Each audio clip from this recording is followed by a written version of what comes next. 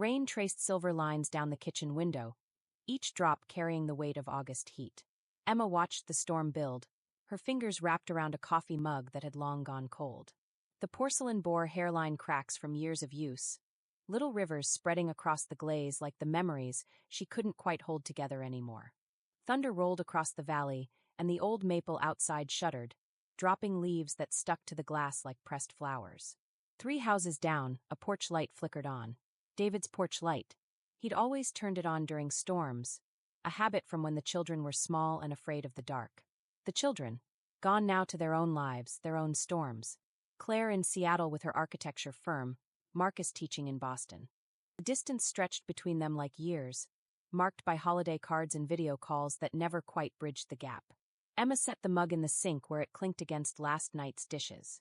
The sound echoed in the empty kitchen, bouncing off walls still wearing the yellow paint David had chosen 15 years ago. Before everything changed. "You should repaint," Claire had said during her last visit, running her hand along the wall where sunlight had bleached the color uneven. "Start fresh. Fresh." As if covering the walls would cover the life lived between them. As if new paint could erase the height marks penciled near the doorframe, the dent where Marcus's science project had fallen, the spot where David had pressed her against the wall and kissed her on their 20th anniversary, tasting of wine and possibility. The screen door creaked, a sound that still made her heart skip even after 2 years alone. But it was only the wind pushing against old springs. Emma crossed to close it, breathing in the storm-heavy air. The garden she'd planted in spring stretched out before her, tomato vines heavy with fruit, marigolds burning orange against the gray sky. Her bare feet carried her onto the covered porch, wood smooth and cool beneath her skin. The rain fell harder now, drumming against the roof in a rhythm that matched her pulse. Across the yard, lightning illuminated the tire swing David had hung when Claire was 7. It swayed empty in the wind, casting a shadow that looked almost like a child in motion. The neighbor's cat darted across the lawn, a streak of black against wet grass. It reminded her of that night, another storm, another cat, David's headlights sweeping the road as he searched. How they'd found the kitten huddled beneath the porch, its fur matted with rain. How David had wrapped it in his jacket without hesitation, despite his allergies. How they'd stayed up all night, drying it with old towels, feeding it warm milk from an eyedropper. "We'll find its owner," David had said. But they never did, and midnight stayed 17 years, outliving even their marriage. Emma sank into the porch swing, its chains groaning softly. The cushions still held the impression of 2 people, though David hadn't sat here since the divorce papers arrived in their mailbox like any other ordinary letter. She'd signed them in this very spot, watching summer rain just like this fall. Lightning flashed again, closer now. In its brief illumination, Emma caught her reflection in the window, gray threading through dark hair, lines deepening around her eyes. Not old, not yet, but no longer the woman who'd once danced in this rain, letting David spin her until they were both dizzy with love and storm spirit. The wind shifted, carrying the scent of wet earth and something sweeter, the climbing roses she'd planted the year after he left. They bloomed wild now, reaching past their trellis toward the sky, defiant of her attempts to tame them. Like love itself, they grew where they wished, thorns and all. Thunder cracked overhead, and Emma closed her eyes. "Let the rain wash everything clean," her mother used to say. But some things stayed, written in the heart like names carved in old trees, permanent, growing deeper with each passing season. A car door slammed nearby. Emma opened her eyes to see David standing at the end of her driveway, holding a familiar blue umbrella. Their eyes met across the rain-swept yard, and time folded like paper, crisp and sharp with possibility. He took one step forward, then another, moving through the rain as if through years. Emma remained still, watching him approach, feeling the weight of everything unsaid settle between them like summer storm clouds, heavy with promise and regret. David stopped at the bottom of the porch steps, water running in rivulets from the umbrella's edge. His hair had more silver than she remembered, his shoulders curved slightly as if bearing invisible weight. The blue cotton shirt he wore, she recognized it from their last Christmas together, when the family still gathered whole. "The weather service issued a flood warning," he said, voice almost lost beneath the drumming rain. "I saw your car in the driveway and thought." He paused, looking past her to the house. The basement used to flood. Emma's throat tightened. Of course he'd remember. They'd spent countless storms down there, pushing back water with brooms and sandbags, protecting boxes of memories neither of them could bear to throw away. "I checked it earlier," she said. "It's dry." Lightning split the sky, and in its stark light, she saw him clearly, the familiar creases around his eyes, the scar on his chin from a long-ago shaving accident, the way his left hand gripped the umbrella handle too tightly. Some habits never changed. "You should come in," Emma heard herself say, the words falling between them like more rain. "Until the storm passes." He hesitated, and she saw the past flash across his face, all the times he'd climbed these steps, key jingling in his pocket, calling out to children now grown and gone. But this was different. This time he was a guest in the house he'd once called home. The screen door groaned as they entered, and Emma felt the air shift with his presence. The kitchen looked smaller somehow, as if the walls had drawn closer together. David stood awkwardly by the counter, umbrella dripping on the linoleum. "There's coffee," she offered, though her own cup sat cold in the sink. "Or tea. Tea would be nice." He set the umbrella in the corner where it had always gone, muscle memory surviving divorce papers and divided assets. Emma filled the kettle, the routine familiar as breathing. 2 mugs from the cabinet, she reached for his favorite automatically, the heavy ceramic one Claire had made in high school art class. The sight of it in his hands minutes later made something twist in her chest. "Claire called yesterday," she said, watching steam rise between them. "She's engaged." David's hands tightened around the mug. "Thomas." "Yes. December wedding in Seattle." Emma blew across her tea, creating ripples. "She wants us both to walk her down the aisle." The silence stretched, filled only by rain and distant thunder. Through the window, lightning illuminated the garden in stuttered snapshots. The roses David had mentioned looked wild and beautiful in the storm light. "I've thought about that moment," he said finally, "since she was small. But I never imagined." He trailed off, and Emma knew he meant he never imagined they'd do it separately, divided by careful feet of space and years of unspoken words. She said we could figure out the logistics later.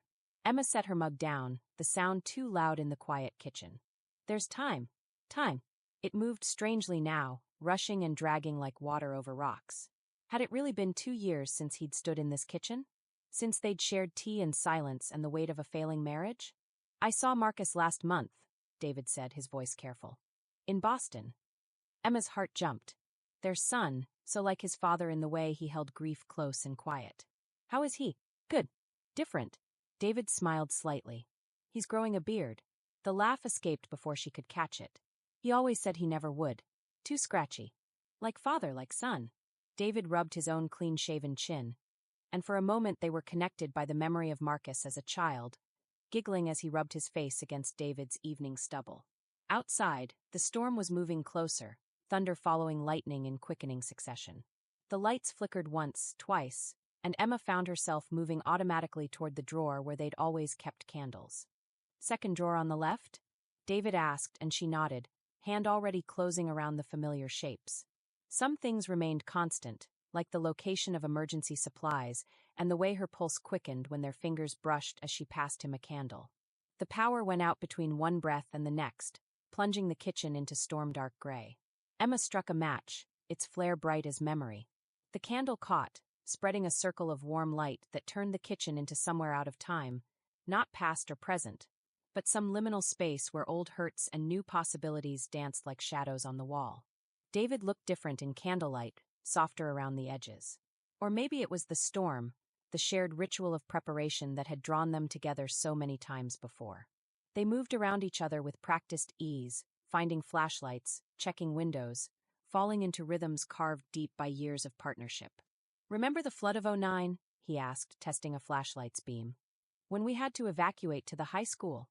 Emma nodded, remembering Claire and Marcus sleeping on gym mats, David reading stories until they drifted off.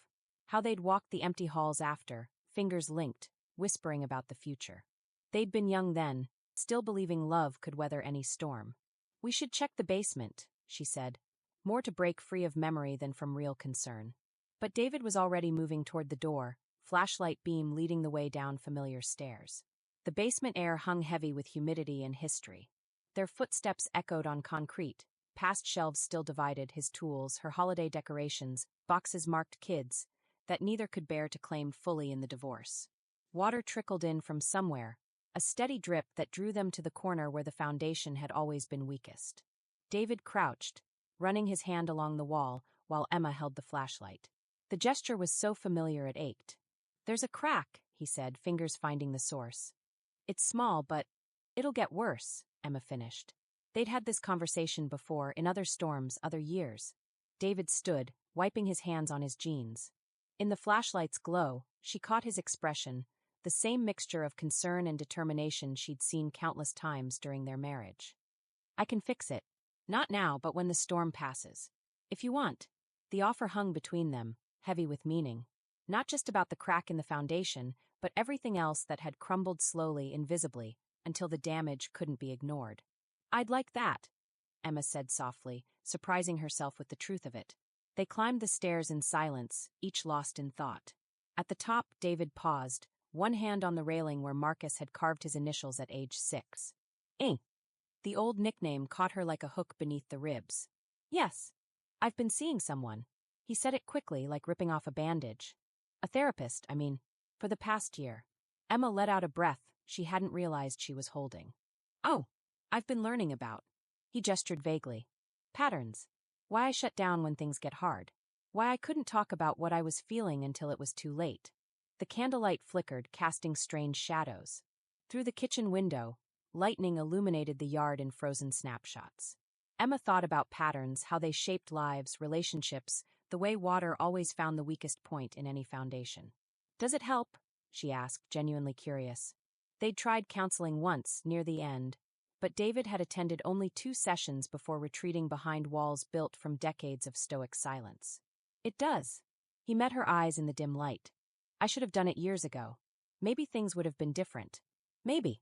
The word echoed in the quiet kitchen, full of possibility and regret. Emma thought of Claire's upcoming wedding, of Marcus's new beard, of the crack in the foundation slowly widening with each storm. "We can't go back," she said gently. "No." David's voice was quiet but steady. "But maybe we can do better going forward. For the kids, at least." The lights flickered back on suddenly, making them both blink. The kitchen looked different in the harsh electric light, more real, less like a space where old ghosts could dance between candlelight and shadow. David gathered his umbrella, though the storm still raged outside. Some boundaries Emma knew needed to be maintained. But as he reached for the door handle, she found herself speaking. "Next time," she said, "don't wait for a flood warning." He turned, surprise and something else flickering across his face. "No, no." Emma managed a small smile. The garden could use an extra set of hands, especially around the roses. Understanding dawned in his eyes. It wasn't forgiveness, exactly, or reconciliation. But it was something, a crack in their own foundation that might let in light instead of water. "Sunday," he offered. "After church." "Sunday," she agreed. The screen door creaked as he stepped out into the rain. Emma watched him cross the yard, blue umbrella bobbing like a boat on a storm-dark sea. When he reached his car, he turned and lifted a hand, a gesture so familiar it made her throat tight. She waved back, then closed the door against the rain.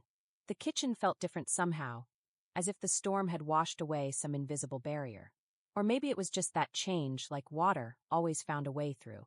Emma began washing the tea mugs, listening to the storm's retreat. Outside, the roses bent and swayed in the wind, their petals scattered across the lawn like memories set free. By Sunday, she knew they would have risen again, reaching toward whatever light they could find. Sunday arrived under a sky so blue it hurt to look at. The storm had swept everything clean, leaving behind air that smelled of wet earth and possibility. Emma stood in the garden, pruning shears in hand, listening to the hollow tap of a woodpecker somewhere in the old maple. Time moved strangely in the garden, stretching like morning shadows, then contracting without warning. She'd been out since dawn, pulling weeds and clearing storm debris, trying not to check her watch or glance toward the driveway. The roses needed attention, their stems tangled and heavy with rain-soaked blooms. The sun had just crested the neighbor's roof when she heard the familiar sound of David's truck, tires crunching on wet gravel. Different vehicle from their married years, she noted. Newer. Blue instead of red. Some changes announced themselves loudly. "You started without me," he called, climbing out with 2 paper cups from Henderson's Coffee downtown. The same place they'd had their first date, back when it was still called Mary's Diner and had vinyl booths the color of sunrise. "Garden waits for no man," Emma replied, accepting the cup he offered. Their fingers didn't brush during the exchange, careful, deliberate movements born from practice. The coffee was fixed exactly as she still drank it. 1 sugar, splash of cream. Some memories lived in muscle and bone. David surveyed the garden, hands on his hips. He wore old jeans and a faded Yukon t-shirt she didn't recognize. New life, new clothes. The storm did a number on those tomato cages. Among other things, Emma gestured toward the roses, their stems bent and tangled. I thought we could start there. They worked in compatible silence, falling into rhythms built over decades of shared gardens. David held branches while Emma pruned, their movements coordinated like dancers who'd memorized the steps. The morning sun warmed their shoulders, and somewhere down the street a lawn mower started up, its drone a counterpoint to the woodpecker's percussion. Claire called again, David said after a while, gathering fallen blooms in a bucket. About the wedding. Emma's hands stilled on the rose stems. Oh, she wants to have the rehearsal dinner at Giovanni's. The shears slipped, nearly taking off a healthy bud. Giovanni's, where they'd celebrated their own rehearsal dinner 28 years ago. Where David had proposed on a rainy Tuesday evening, nervous enough to knock over a water glass. It's a good choice, Emma said carefully. The back room still has that lovely view of the river. That's what I told her. David paused, touching a rose petal with surprising gentleness. She asked if it would be weird. For us. The question hung in the air like humidity. Would it be weird? To sit at opposite ends of a table in a room filled with ghosts of their younger selves? To watch their daughter celebrate the beginning of her own marriage in the place where theirs had started? Everything's a little weird now, Emma said finally. But we're managing. David nodded, eyes on the roses. I told her we could handle it. That we're. He searched for the right word. Evolving. Evolving. Like the garden, Emma thought. Things died back, were pruned away, grew again in new directions. She looked at the roses she'd planted after the divorce, how they'd survived drought and storm, blooming despite, or perhaps because of adversity. Marcus is bringing someone to the wedding, David said, his voice deliberately casual. A professor from his department.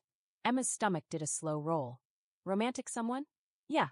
David straightened, rubbing his lower back where it always ached after gardening. Some habits survived divorce intact. Her name's Helen. She teaches quantum physics. Of course she does. Emma had to smile. Their quiet, intense son who'd always preferred equations to emotions, finding connection with someone who understood both. Have you met her? Briefly last month. David gathered more fallen petals, his movements methodical.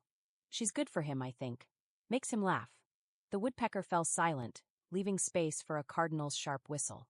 Emma thought of Marcus as a child, so serious even then, how hard they'd worked to coax out his rare, wonderful laugh. Claire hasn't met her yet, David continued. She's worried they won't get along. You know how protective she is of him. Emma did know. Their children had always been that way, Claire the fierce guardian, Marcus the quiet dreamer. Oil and water sometimes, but loyal beyond measure.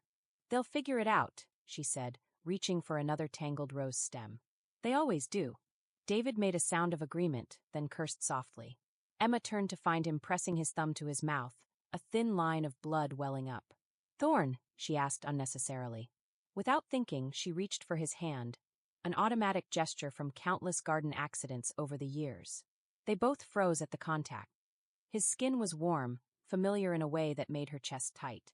For a moment, they were caught in the strange space between what was and what is, like insects in amber. Emma dropped his hand first, turning to rummage in her garden bag. I have Band-Aids in here somewhere.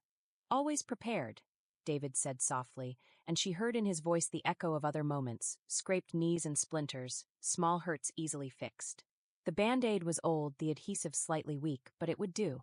They didn't speak as she wrapped it around his thumb, both pretending not to notice how her fingers trembled slightly. Thanks, he said when she finished, flexing his hand. I forgot how vicious these roses can be. Only if you forget they have thorns. Emma turned back to the plant, studying its twisted branches. Everything defends itself, one way or another. The words came out more sharply than intended, and she felt rather than saw David's flinch. They worked in silence for a while, the sun climbing higher, sweat gathering at the base of their necks. I've been thinking, David said eventually, his voice careful. About what you said. About not waiting for flood warnings. Emma focused on the roses, heart beating too fast. Oh, maybe. He cleared his throat. Maybe we could do this regularly. The garden, I mean. Every other Sunday or something. If you want. The offer hung in the air like pollen, heavy with possibility. Emma thought about boundaries and growth, about thorns and defense mechanisms, about gardens that needed tending and relationships that needed space to evolve. Every other Sunday, she repeated slowly. Just gardening. Just gardening. David's voice was steady. No pressure, no expectations. Just maintaining things. A butterfly landed on one of the roses they'd already pruned, its wings black and gold against the pink petals. Emma watched it test each flower before moving on, following its own invisible map. Okay, she said finally. Every other Sunday. But you bring the coffee. David's smile was quick but genuine. Deal. They worked until the sun was directly overhead, bringing order back to the storm-ravaged garden. When David left, the roses stood straighter, their pruned branches reaching toward the sky with new purpose. Emma watched his truck disappear down the street, then went inside to wash dirt from her hands and think about evolution, about growth, about how some things had to be cut back before they could bloom again. The kitchen was quiet except for the hum of the refrigerator and the distant sound of Mrs. Patterson's wind chimes next door. Emma's phone sat on the counter, screen dark. She should call Claire, talk about Giovanni's and wedding plans, about brothers meeting future sisters-in-law, about how family reshapes itself like water finding new channels after a storm. Instead, she went back to the garden. The afternoon stretched ahead, long and golden as late summer light. There were still tomatoes to stake, herbs to trim, paths to weed. Work that couldn't be rushed, that required attention and patience and faith in slow growth. The roses watched her work, their pruned stems already showing signs of new buds. By the next storm, they'd be stronger. By the next Sunday, they might even bloom again. Evening settled over the house like a held breath. Emma sat at the kitchen table, phone pressed to her ear, listening to Claire's voice tumble out in excited bursts. Wedding plans spilled through the connection, flowers and fonts, seating charts and song lists. Mom, are you still there? Claire's voice sharpened with concern. You got quiet. Just thinking, Emma said, tracing a water ring on the wooden table. Giovanni's is a good choice, honey. Really? A pause stretched through the line. Dad said the same thing. Almost exactly. Claire's tone shifted, careful now. He mentioned you two worked in the garden on Sunday. We did. Emma stood, carrying her empty tea mug to the sink. Through the window, the pruned roses caught the last rays of sunlight. The storm made a mess of things. And, Claire pressed. How was it? It was. Emma searched for the right words. Familiar. Different. Both at once. Like everything else, Claire said softly. A rustling sound came through the phone, papers being shuffled, maybe wedding plans. Thomas wants to know if we should separate you two at the head table. The question struck like a physical thing. Emma gripped the edge of the sink, remembering other head tables, other celebrations. What do you think? I think. Claire took a breath. I think maybe we don't have to pretend nothing happened, but we don't have to pretend nothing remains, either. When had their daughter gotten so wise? Emma remembered Claire at 16, slamming doors and screaming about unfairness. At 20, refusing to come home for Christmas the first year after the separation. At 25, finally asking why, really why, they couldn't fix what was broken. Put us wherever feels right, Emma said finally. We'll manage. That's what Dad said too. A smile crept into Claire's voice. Actually, he said, we're evolving. Emma's laugh surprised them both. He used that word with me too. In the garden. Good word for it. Claire paused again. Hey, Mom. Helen's flying in next weekend. Marcus asked if we could all have dinner. Like all of us. Together. The kitchen suddenly felt too small, too full of echoes. All of us. He says she's nervous about meeting everyone separately. Thinks it might be easier all at once, like ripping off a Band-Aid. Claire's voice turned wry. Plus, you know Marcus. He hates repeating conversations. Emma closed her eyes, remembering Sunday's garden Band-Aid, David's warm skin under her fingers. Where? I was thinking our house. Thomas can grill. Low pressure, casual. A pause. Unless that's weird. That word again. Weird. As if any of this followed a normal pattern. As if there were guidelines for how divorced parents should meet their children's significant others. Not weird, Emma said, opening her eyes to watch a cardinal land on the bird feeder outside. Just new. So you'll come. Yes. Emma watched the cardinal pick through seeds, selective and precise. Text me the details. After they hung up, Emma stood in the kitchen's growing darkness, letting memories wash over her like waves. The first time she'd met David's parents, dinner at their house, his mother's careful assessment, his father's booming laugh. How David had held her hand under the table, thumb stroking her palm in silent support. The clock on the microwave blinked 8:47. Without thinking too hard about it, Emma picked up her phone again and opened the messaging app. David's name sat near the top, their last exchange about garden timing clinical and brief. She typed, "Claire told me about dinner next weekend." His response came quickly, "Just heard too. You okay with it?" Emma thought about evolution, about adaptation, about family dinners that would never be what they were but might become something new. "Yes," she wrote. "Should we bring something?" A longer pause this time. "Then, wine? You always knew better than me what goes with what." The cardinal took flight, a flash of red against the darkening sky. Emma remembered the first time they'd gone wine tasting together, how David had mixed up his reds until she started teaching him the differences. How he'd learned eventually, but still deferred to her judgment at restaurants and dinner parties. "Red with meat, white with fish," she typed. "Some things don't change." His response was quick, "Some things shouldn't." Emma set the phone down, breath catching at the weight of those 3 words. Outside, the first crickets of evening began their chorus, a sound that always reminded her of possibilities. She moved through the quiet house, turning on lamps against the gathering dark. The living room still held traces of Sunday, dirt tracked in from the garden, a forgotten pair of work gloves on the coffee table. David's, she realized. Something else that would need returning. Next weekend loomed like a storm on the horizon. Helen, the quantum physics professor who made their serious son laugh. Thomas, who'd asked Claire to marry him under cherry blossoms in Seattle. Their children's chosen people, extending the family in new directions, like roses sending out unexpected shoots. And David, who brought coffee fixed the right way, who remembered about basement floods and Giovanni's views. Who was learning, finally, to talk about feelings with a stranger, so he could do better with the people who knew him best. The gloves sat on the coffee table like a question. Emma picked them up, running her thumb over the worn leather. They could wait until next Sunday, their newly established garden routine. Or she could. Before she could talk herself out of it, she grabbed her keys and phone. The drive to David's new place was short, just on the other side of town. He'd chosen an apartment in one of the renovated mill buildings downtown, exposed brick and high windows. She'd helped him move in, carrying boxes labeled kitchen and office up 3 flights of stairs, both of them pretending it wasn't strange to be building him a new home out of the pieces of their shared one. The security door required a code. Emma raised her hand to knock, then stopped, suddenly unsure. This wasn't an emergency, wasn't a flood warning or a garden day. This was just... what?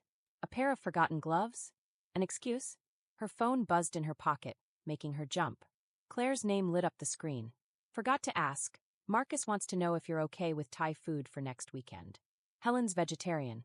Emma stared at the message, then at the gloves in her hand, then at the solid door in front of her. Evolving, she thought. All of us, in our own ways. The silence after her knock felt endless. Emma watched her reflection waver in the security door's glass, a ghostly figure holding garden gloves like an offering. Behind her, downtown's evening traffic hummed, punctuated by distant train whistles. Then footsteps, familiar even through 3 inches of solid wood. David opened the door, surprise flickering across his face. He wore reading glasses, new ones, thin-framed and modern, and held a book folded over his thumb. "Emma." His voice lilted up at the end, making her name a question. She held up the gloves. "You left these. On Sunday." "Oh." He blinked, then stepped back. "Do you want to?" The invitation hung incomplete, but Emma found herself nodding, crossing the threshold into this space that was his alone. The apartment smelled of coffee and old books, with an underlying hint of the sandalwood soap he'd always preferred. Some things survived transition intact. "I was just making tea," he said, moving toward the kitchen. "Would you?" "Yes." She followed, taking in the space that had once been just an abstract idea, David's new home. Exposed brick walls held framed photos. Claire's college graduation, Marcus receiving his doctorate, their children building a snowman in what felt like another lifetime.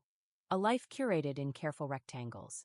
The kitchen was small but efficient, gleaming with barely used appliances. Emma noticed the electric kettle they'd bought together years ago, its familiar dent on one side where Marcus had dropped it trying to make midnight ramen during finals week. "Claire texted," she said, setting the gloves on the counter. "About dinner next weekend." David nodded, pulling mugs from a cabinet. The same kind they'd always used at home, earth-toned and sturdy. Thai food, right? For Helen. Right.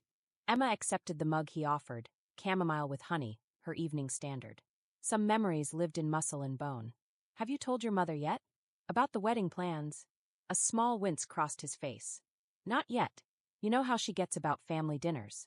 The idea of Thai food at an engagement celebration. Emma did know. Margaret Sullivan, keeper of traditions, who'd passed down recipes like holy texts and viewed deviation from holiday menus as personal betrayal.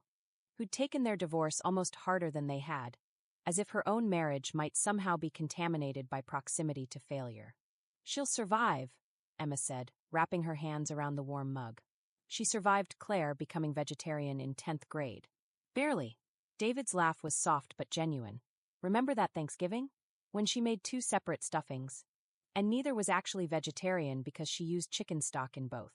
The memory rose, sharp and suddenly sweet. Claire's face when she realized, the way David had quietly ordered pizza while his mother cried in the bathroom. They shared a smile over their mugs, the kind that acknowledged shared history without requiring discussion. Outside, a siren wailed briefly then faded, and somewhere above them, footsteps crossed a floor in steady rhythm. I found some old photos, David said suddenly, when I was unpacking last week. From that summer we took the kids to Maine. Emma's heart did a slow roll. The jellyfish summer? That's the one. He set his mug down, moving toward a stack of boxes she hadn't noticed earlier. Hold on. The box he pulled over was labeled Photos Pre-Digital, in his precise handwriting. Emma watched him rifle through it, struck by the strange intimacy of the moment, standing in his new kitchen, surrounded by pieces of their old life. Here. He pulled out an envelope, yellowed with age.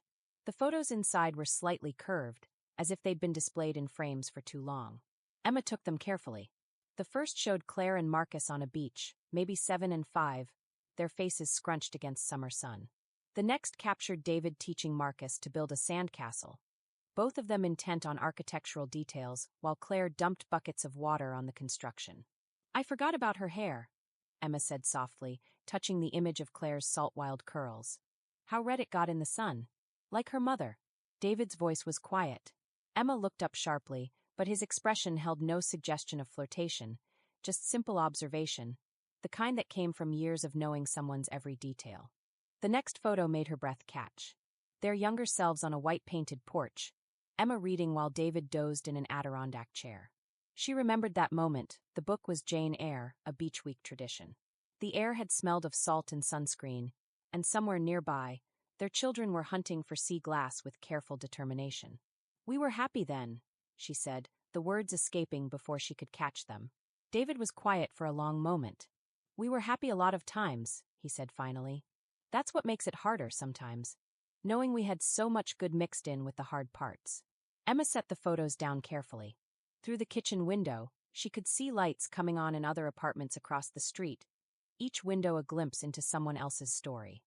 Claire wants us at the same table for the rehearsal dinner, she said, changing the subject. At Giovanni's. I heard. David leaned against the counter, arms crossed. Full circle, I guess. More like a spiral. Emma traced the rim of her mug, coming around to the same point, but at a different level. He looked at her over his glasses, an expression she couldn't quite read crossing his face. That's surprisingly poetic. I've been reading more lately. Emma shrugged. The house is quiet at night. Understanding flickered in his eyes. How many evenings had they spent reading in comfortable silence, sharing space without need for words? Another thing lost in the slow erosion of their marriage. Marcus says Helen reads quantum physics journals for fun, David offered. Makes our evening novels look lightweight. Poor Thomas. Emma couldn't help smiling. Surrounded by intellectuals at family dinners. He'll manage. David's voice held warmth. Claire says he's taking a quantum physics course online, trying to keep up with Helen. Love makes us brave, Emma said softly, thinking of their quiet son finding connection with someone who spoke his language of numbers and theories. Of Claire's artist heart finding balance in Thomas's steady practicality. The words hung in the air between them, too heavy with meaning. David cleared his throat, reaching for the photos. His hand brushed hers as he gathered them, a touch that might have been accidental. Keep them, he said. For Claire's wedding video maybe. Those embarrassing childhood montages everyone does now. Emma nodded, tucking the photos into her purse. The gloves still sat on the counter, forgotten again in the archaeology of memory. I should go, she said, though no urgent task waited at home. Early meeting tomorrow. David walked her to the door, their footsteps echoing in the high-ceilinged space. At the threshold, she turned. Every other Sunday, she said. That's still good. He smiled slightly. I'll bring coffee. And remember your gloves this time. The drive home felt longer than the drive there. Emma took the long route, past Giovanni's with its warm windows and weekend crowds, past the high school where their children had graduated, past the park where she'd told David she wanted a divorce on a bench now removed to make way for a playground. The house waited, dark except for the porch light she'd left burning. Inside, she pulled out the photos again, studying their younger selves with the strange detachment that comes from temporal distance. We were happy then, she'd said. But happiness wasn't a fixed point, she realized. It evolved like gardens and relationships and families sharing Thai food with quantum physicists. Her phone buzzed. Claire again. Found my old Jane Eyre copy from high school. Think I'll read it before the wedding. Some tradition's worth keeping, right? Emma stared at the message, thinking of beach weeks and inherited books, of patterns that spiral instead of circle, of love that makes us brave in all its varied forms. Right, she typed back. Some things shouldn't change. The next few weeks passed in a blissful haze. Sarah found herself seeking excuses to visit the bookstore more often, though they both tried to maintain some semblance of their normal routines. Tuesday morning coffee became Tuesday morning kisses behind the poetry shelves. Their movie nights now ended with lingering embraces instead of casual goodbyes. Everything felt both wonderfully new and comfortably familiar. But reality had a way of creeping in, even to the most perfect beginnings. The first hint of complications came during the bookstore's monthly book club meeting. Sarah sat in her usual spot, ready to lead the discussion on this month's selection, when she noticed the whispers and knowing looks from the regular members. Mrs. Chen wasn't the only one who'd been watching their relationship evolve. So, Barbara Thompson said during a lull in the discussion, her voice carrying that particular tone that suggested gossip was imminent. When were you two going to officially announce it? Sarah felt her cheeks warm as every eye in the room turned to her. Through the shop window, she could see Marcus helping a customer, completely oblivious to her predicament. We, she stammered, suddenly unsure of what to say. Were they making announcements? Should they be? Leave them be, Barbara, Mrs. Chen interjected, but the damage was done. For the rest of the evening, Sarah found herself hyper-aware of every interaction with Marcus, wondering how it looked to others, wondering if they were moving too fast or too slow, wondering if they should be having conversations about definitions and labels and future plans. That night, as they closed up the store together, Sarah was quieter than usual. Marcus noticed, he always noticed, but waited until they were walking home to bring it up. Want to tell me what's bothering you? He asked, his fingers laced through hers. Sarah sighed, watching their joined hands swing between them. Barbara Thompson asked when we were going to officially announce things today. Marcus was quiet for a moment. Does it bother you? People knowing? No, it's not that. It's just. She struggled to find the right words. It made me realize we haven't really talked about what we're doing, what we are to each other now. Marcus stopped walking, turning to face her under a streetlight. His expression was serious, but his eyes were warm. Sarah, you're everything to me. You always have been. The label doesn't matter as much as that fact. But maybe it should? Sarah said, voicing the fears that had been building all evening. We've jumped into this so quickly, and it's wonderful, but what if we're rushing? What if we're risking everything we had before? What if Marcus cut her off with a kiss, soft and sweet? Stop, he said gently. You're overthinking this. Yes, things have changed between us, but the foundation is still the same. We're still us. But what if we mess it up? What if we lose our friendship? Then we'll fix it, he said simply. Like we always do. Remember last year when I accidentally sold your signed first edition of Pride and Prejudice? Sarah couldn't help but laugh. You spent 3 months tracking down another copy. Exactly. Because that's what we do, we fix things. Together. He squeezed her hand. But if you need labels, then yes, you're my girlfriend. And my best friend. And my favorite person in the world. Better. Sarah felt some of her anxiety ease, but not all of it. Better, she agreed. But there's something else. Before she could continue, Marcus's phone rang, the special ringtone he used for his mother. His expression turned apologetic. I should take this. Rain, check on the rest of this conversation. Sarah nodded, But as Marcus answered the phone, she felt the weight of unspoken words settling in her chest. Because how could she tell him that her library job had offered her a promotion? One that would mean moving to their main branch in Seattle. How could she tell him that her dream job would mean leaving just when they'd finally found their way to each other? The next morning, Sarah arrived at work to find an email from her supervisor requesting her decision about the promotion by the end of the week. She stared at her screen, the cursor blinking accusingly at her. Before Marcus, it would have been an easy decision, a clear step forward in her career, a chance to work with rare books and manuscripts, everything she'd trained for. Now, her phone buzzed with a text from Marcus. "Dinner at my place tonight? Mom's asking about you." Sarah's stomach clenched. She typed back a quick "can't tonight," deadline at work, and turned her phone face down on her desk. The lie felt heavy in her chest, but she needed time to think, to figure out how to have this conversation. The week passed in a blur of avoided calls and brief texts. Sarah threw herself into work, using her deadlines as an excuse to maintain distance. Marcus, sensing something was wrong but respecting her space, didn't push. But she could feel the confusion and hurt in his messages, could see it in his face when she passed the bookstore without stopping in. Finally, on Friday afternoon, Kate cornered her in the library's break room. "Okay, spill," her sister demanded. "Why are you hiding from Marcus? And don't tell me you're not. I walked past the store yesterday and saw you literally duck behind a newspaper stand to avoid him." Sarah slumped into a chair. "They offered me the Seattle position." Kate's eyes widened. "The rare books curator job? Sarah, that's amazing. But, oh," understanding dawned on her face.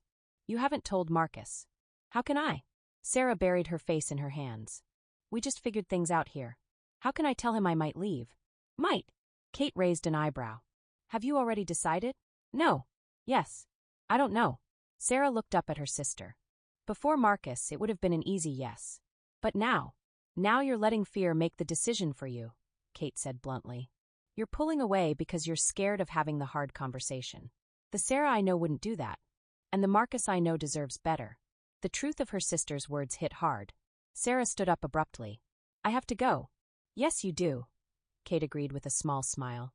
"Go fix this." Sarah walked to the bookstore with determined steps, her heart pounding but her mind clear. Through the window, she could see Marcus at the counter, his reading glasses perched on his nose as he worked on something. Probably the anthology he'd mentioned weeks ago. He looked tired, she noticed with a pang of guilt. The bell chimed as she entered, and Marcus looked up. For a moment, they just stared at each other. Then Sarah blurted out, "I got offered a job in Seattle." Marcus blinked, his glasses sliding down his nose. "What?" "The main library branch. Rare books curator. It's kind of my dream job." The words tumbled out in a rush.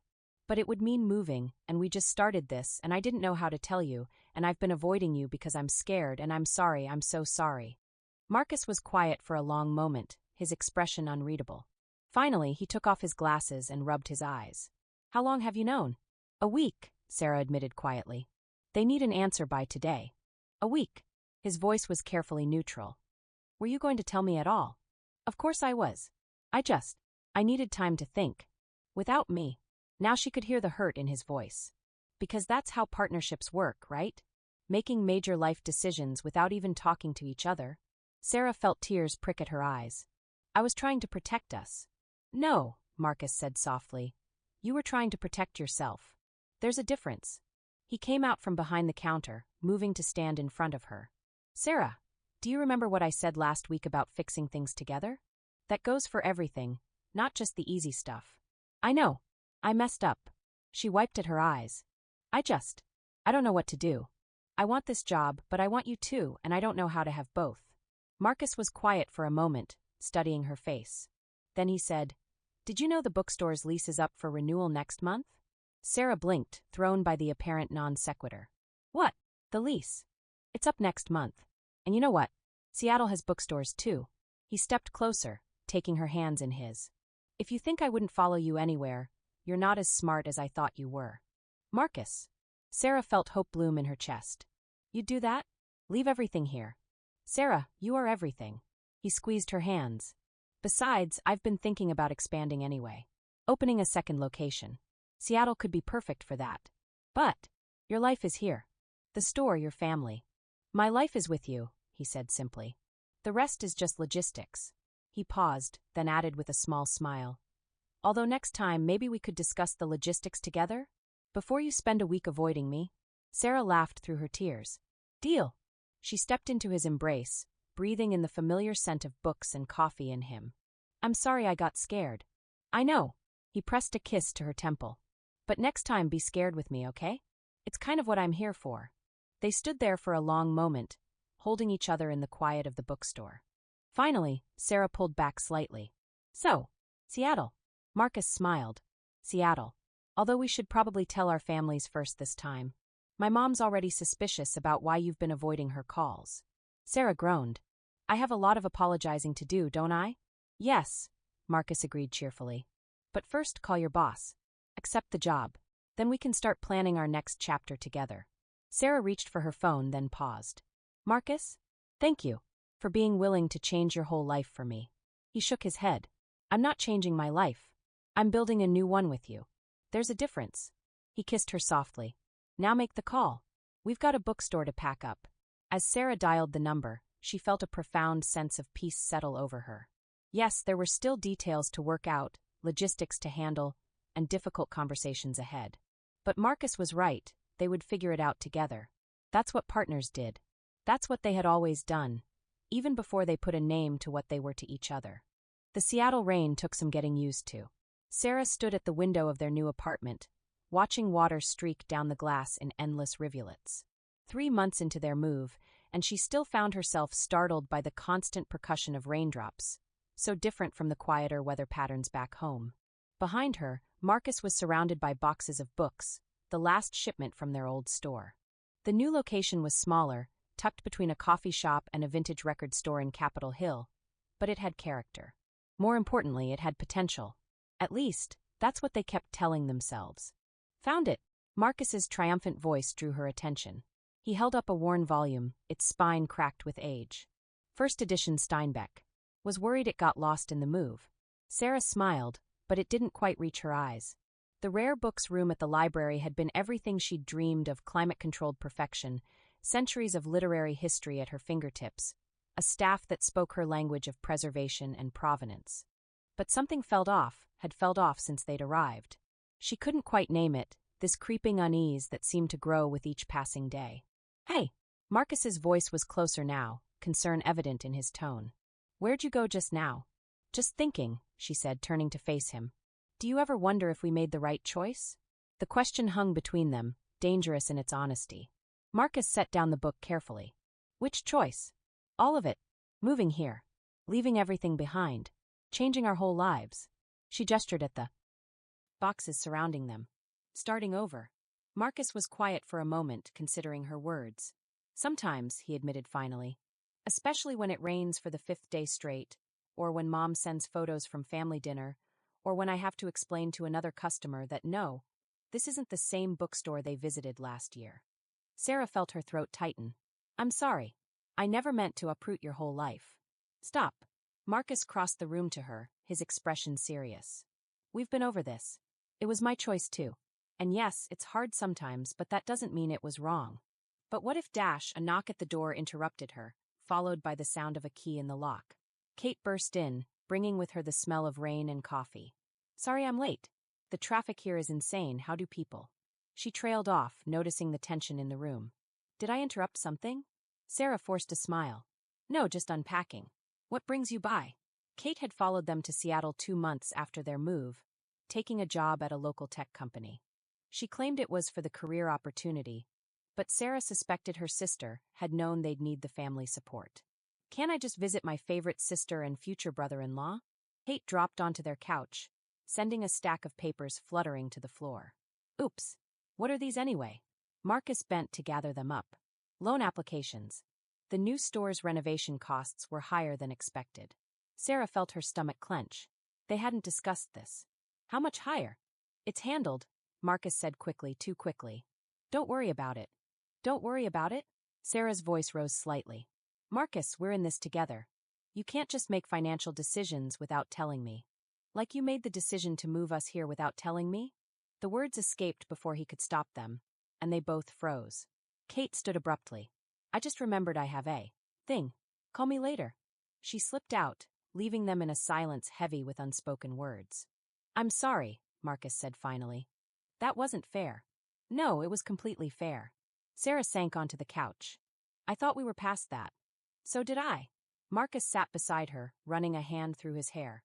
A gesture she now recognized as stress rather than just habit. "Maybe we're not as good at this communication thing as we thought." Sarah laughed, but it came out more like a sob. "Remember when everything was simple? When we were just friends who spent our days surrounded by books?" "It was never simple," Marcus said quietly. "We just pretended it was.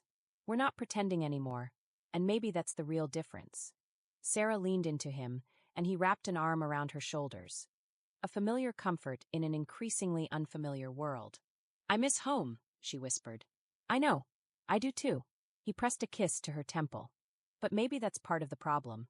We're still thinking of there as home, instead of making a home here." "The store's not helping," Sarah admitted. "I know you're worried about it, even if you won't say it." Marcus was quiet for a moment. "It's different here. The market's more competitive, the overhead's higher, and I'm still learning the neighborhood. But it's not just that." He shifted to look at her. "I miss having you there." "What do you mean?" "I visit whenever I can. It's not the same. Before, you were part of the store's DNA. Now you're building your own life at the library, which is great, but we're living parallel lives instead of a shared one," Sarah finished, understanding dawning. "When did we stop being partners?" "We didn't. We just forgot how to be for a while." Marcus stood, pulling her up with him.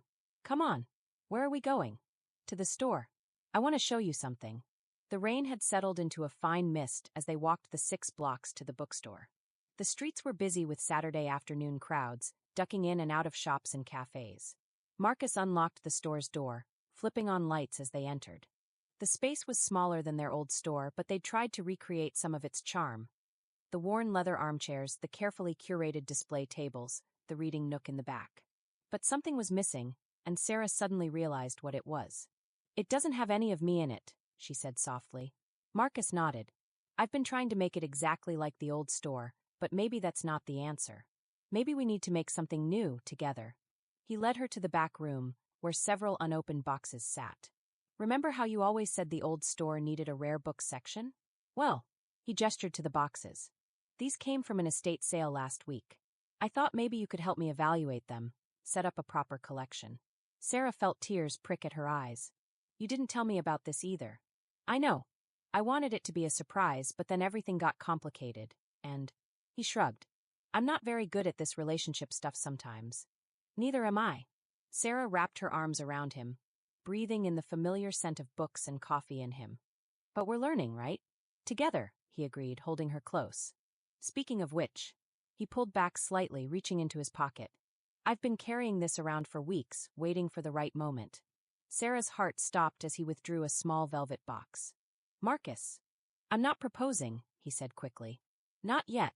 But I wanted you to know that's where we're heading, when we're ready. When we've figured out how to be partners again, in all the ways that matter." He opened the box to reveal a simple silver ring set with a small sapphire. "It's a promise ring. Old-fashioned, I know, but..." "It's perfect," Sarah whispered, letting him slide it onto her right hand. "But are you sure? With everything that's been happening." "I've never been more sure of anything," he said firmly. "Yes, we're struggling right now. Yes, this move has been harder than we expected. But you're still my best friend, my favorite person, my partner in everything. We just need to remember that." Sarah looked around the store, their store, seeing it with new eyes.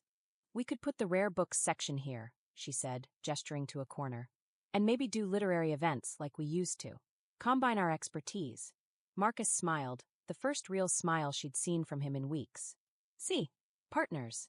They spent the rest of the afternoon planning, reimagining the space as something that belonged to both of them. As the light faded outside, Sarah found herself thinking about home. Not the one they'd left behind, but the one they were building here together. The rain had stopped when they finally locked up, the streets glistening under the streetlights. As they walked home, hand in hand, Sarah felt the weight of the ring on her finger. Not a burden, but an anchor keeping her grounded in what mattered most. "Marcus," she said as they reached their building, "thank you for following me here. Even with all the complications, I'm glad we're doing this together." He squeezed her hand. "Where else would I be? You're my story, Sarah. Everything else is just setting." As they climbed the stairs to their apartment, Sarah thought about the boxes of books waiting to be unpacked, the store waiting to be reimagined, the life waiting to be built. It wouldn't be easy, nothing worth doing ever was, but they were writing this chapter together. And maybe that was all that mattered. The ring caught the light as she unlocked their door, the sapphire gleaming like a promise. Not an ending, but a beginning. A new chapter in their ongoing story, one they would write together, word by word, day by day, rain or shine. 1 year to the day after their move to Seattle, Sarah stood in the transformed bookstore, watching morning light filter through the newly installed skylights. The rare books room, her pride and joy, gleamed with carefully preserved treasures behind climate-controlled glass. Display cases held first editions and signed copies, each with a story of its own, each a piece of their growing success. The store had found its rhythm in this new city. They'd stopped trying to recreate their old space, and instead built something uniquely theirs. The coffee corner, partnered with the shop next door, buzzed with morning customers. The children's section, expanded at Sarah's insistence, hosted weekly story times that filled the store with young voices and fresh energy. The literary events calendar was booked months in advance, featuring local authors and poetry readings that drew crowds even on rainy nights. "Penny for your thoughts?"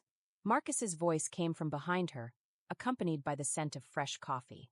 He handed her a cup, perfect as always, 2 sugars and a splash of cream. "Just thinking about how far we've come," she said, accepting both the coffee and the kiss he offered. "Remember when we thought we'd made a huge mistake?" Marcus laughed, setting down the box he was carrying. "Which time? When the pipes burst our first week? When that reviewer called us charmingly amateur? Or when your mom visited and spent 3 days listing all the reasons we should move back home?" "All of the above." Sarah smiled, fingering the sapphire ring that had moved to her left hand 2 months ago. The proposal had been perfectly them. No grand gestures, just Marcus getting down on one knee in the rare books room after hours, surrounded by the life they'd built together. The bell above the door chimed, and Kate breezed in, arms full of wedding magazines. "Okay, future Mrs. Bookstore, we need to talk about color schemes. Also, Mom called again about the venue. She still thinks you're crazy for not having it back home." Sarah exchanged a glance with Marcus. "We're having it here," they said in unison. "In the store," Sarah added firmly. "Where our story really began." Kate rolled her eyes fondly. "You two are disgustingly in sync, you know that?" She dropped the magazines on the counter. "Fine, but you're explaining it to Mom." Again. As Kate wandered off to inspect the new arrivals section, Marcus pulled Sarah close. "No regrets," he murmured. "About the wedding location?" "None. About any of it," he clarified. "Moving here, starting over, building this new life." Sarah considered the question seriously, as she had many times over the past year. The challenges had been real: financial struggles as they established the new store, homesickness that still hit unexpectedly, the learning curve of building a business while building a relationship. But through it all, their partnership had grown stronger. They'd learned to communicate better, to face problems together, to blend their separate dreams into a shared vision. "No regrets," she said finally. "It wasn't always easy, but it was always right." The morning crowd began filtering in, and they fell into their familiar rhythm. Marcus at the register, Sarah organizing the day's new acquisitions, both of them moving around each other with the ease of long practice. They'd learned to dance this dance, to blend their work lives and their love life into something seamless and strong. Later that afternoon, during a quiet moment, Sarah found Marcus in the poetry section, rearranging shelves with familiar precision. "I've been thinking," she said, sliding her arms around him from behind. "Dangerous," he teased, but turned to face her. "About what?" "About expansion. Not here," she added quickly, seeing his expression. "But maybe. Back home." Marcus raised an eyebrow. "A second location? More like a sister store. We could keep this as our main base, but open a smaller shop there. Give your mom something to stop complaining about. And," she hesitated, "maybe somewhere to split our time when we start thinking about family." The smile that spread across Marcus's face was worth every moment of uncertainty they'd faced. "You've been planning this for a while, haven't you?" "Maybe," she admitted. "The numbers work, I've checked. We could hire managers for both locations, split our time between cities. Best of both worlds." Marcus pulled her closer. "You know what I love most about you? You never stop dreaming bigger. Just when I think we're settled, you find a new adventure for us. Is that a yes?" "It's a let's look at the numbers together and make a plan." Partners, remember? Sarah kissed him softly. Partners. The rest of the day passed in a blur of customers, coffee, and quiet moments stolen between tasks. As they closed up that evening, Sarah paused at the door, looking back at their creation. The store glowed warmly in the dusk light, shelves of books stretching into shadows, each volume holding its own universe of possibilities. Coming? Marcus asked, holding out his hand. Sarah took it, feeling the familiar calluses on his fingers, the strength in his grip. You know what I love most about you, she said as they stepped out into the cool evening air. You make every adventure feel like coming home. They walked hand in hand through their adopted city, past the coffee shop where they now knew every barista by name, past the park where they spent Sunday afternoons reading together, past the restaurant where they'd had their first Seattle date. The city had become theirs, one memory at a time. Their apartment was waiting, warm and filled with books, always more books. As they settled into their evening routine, Sarah thought about the future stretching out before them. The wedding plans, the expansion dreams, the family they hoped to build. Each new chapter bringing its own challenges and joys, but always faced together. Later, curled up in their reading nook with cups of tea, Sarah watched Marcus lose himself in a new acquisition, a weathered copy of The Great Gatsby, even older than his grandfather's. The sight was so familiar, so precious, that it made her heart ache with happiness. Hey, she said softly, making him look up. Tell me a story. It was an old game between them, started in their friendship days and carried into their love story. Marcus smiled, setting down his book. Once upon a time, he began, there was a bookstore owner who fell in love with a librarian. That's our story, Sarah protested, laughing. All the best ones are, he replied, pulling her closer. And the best part? We're still writing it. As the Seattle night settled around them, Sarah thought about stories. The ones on their shelves, the one they were living, the ones yet to come. They had built something beautiful here, something that was uniquely theirs. Not just a bookstore, not just a relationship, but a life woven together from dreams and determination, challenges overcome and victories shared. The rain began to fall outside, its rhythm now as familiar as their heartbeats. But inside their cozy nest of books and love, Sarah and Marcus continued planning their next chapter, their voices mixing with the rain in a symphony of possibility. Their story wasn't ending. It was evolving, growing, reaching for new horizons while keeping its heart firmly anchored in the love of books and each other that had brought them together in the first place. And really, wasn't that the best kind of story? Not one that ended with happily ever after, but one that kept unfolding, page after page, adventure after adventure, each chapter richer than the last because it was written together. The ring on Sarah's finger caught the lamplight, sending prisms dancing across the walls. Outside, their city hummed with life.